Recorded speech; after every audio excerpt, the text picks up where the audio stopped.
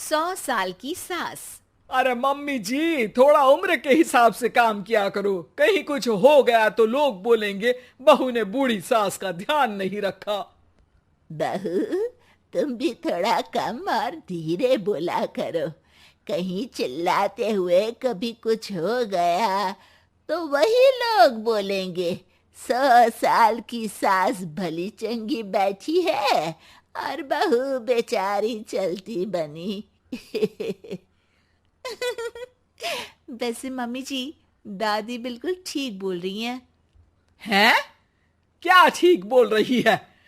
वो जो कुछ भी बोले वो सास है, पर तुम क्यों बोल रही हो? बहू होकर सास से जुबान लड़ाओगी क्या? ऐसा बोलते हुए निर्मला को धसका उठ जाता है। कहा था ना, मत चिल्ला मत चिल्ला। तुझे बिना सास और बहू से जुबान लड़ाए बिना शांति नहीं मिलती। अरे माँ, दादी की बात सुन लिया करो, तुम्हारे भले के लिए बोलती है ना।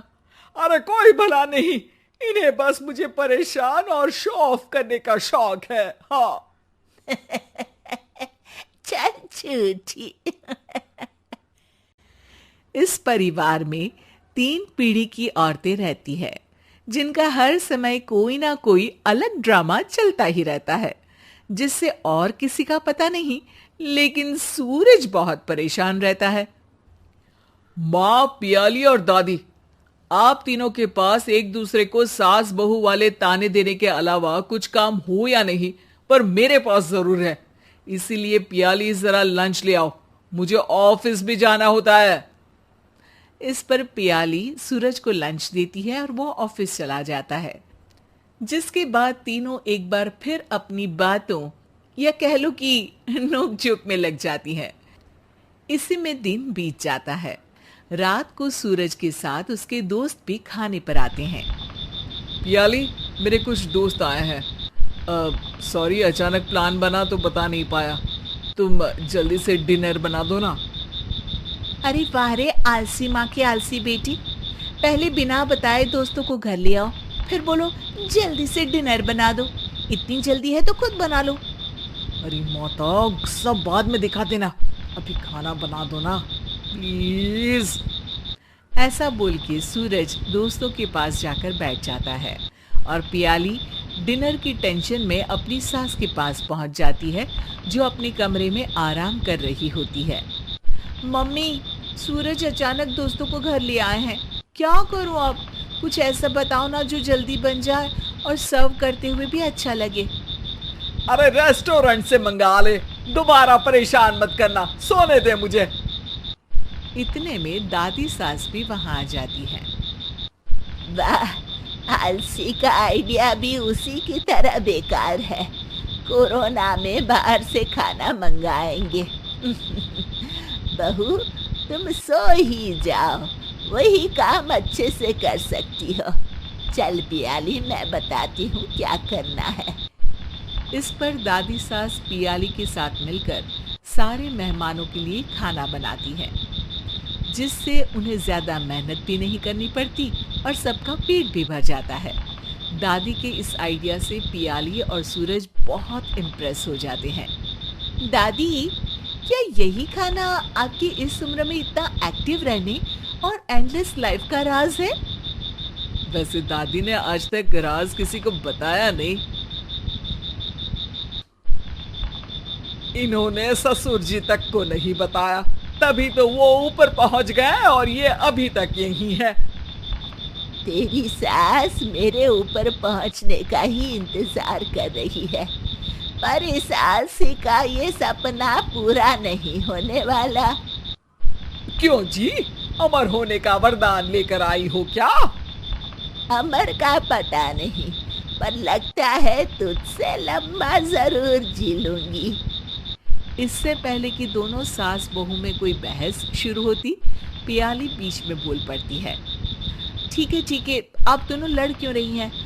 हम तो चाहते हैं कि आप दोनों हमारे साथ हमेशा रहें। पियाली की बातों पर दोनों शांत हो जाते हैं और उनकी लाइफ पहले जैसे चलने लगती है, जहां दादी सुबह जल्दी उठकर कुछ न कुछ काम करते हुए पूरा दिन बिताती है, तो वहीं निर्मला और पियाली लेट उठने से लेकर धीरे धीरे आलस में काम करना और जब मर्जी सो जाने से अपना दिन बिताती हैं। एक दिन निर्मला की सहेली उनके घर आती है। अरे क्यों रे निर्मला, कैसे चल रही है जिंदगी? सब बढ़िया, बस ये बुढ़िया ऊपर जाए तो ज्यादा अच्छा होगा। अरे ऐसा क्यों बोलती हो? तुम्हें तो उनसे सीखना चाहिए, वो बहुत फुर्तीली हैं। मैं उन्हें रोज मॉर्निंग वॉक करते हुए देखती हूँ, और वहीं तुम और तुम्हारी बहू हैं जिन्होंने शायद सुबह का सूरज आज तक देखा ही नहीं होगा। सहेली की बात सुनते ही निर्मला भड़क कर चिल्लाते हुए पियाली और अपनी सास को वहां बुलाती है, जिनके साथ सूरज भी वहां आ जाता है और ये सब देख सहेली वहां से चली जाती है। अरे सासू माँ, आपको हमसे क्या दिक्कत है? अब तो मेरी सहेलियां भी आपकी वजह से मुझे ताने देने लगी है। मम्मी जी, कुछ तो लोग कहेंगे, लोगों का काम है कहना, आप इग्नोर करो ना। अच्छा, वैसे महारानी, वो तुम्हें भी वही सब बोल रही थी? है? मैंने क्या किया? अरे किलस क्यों रही हो?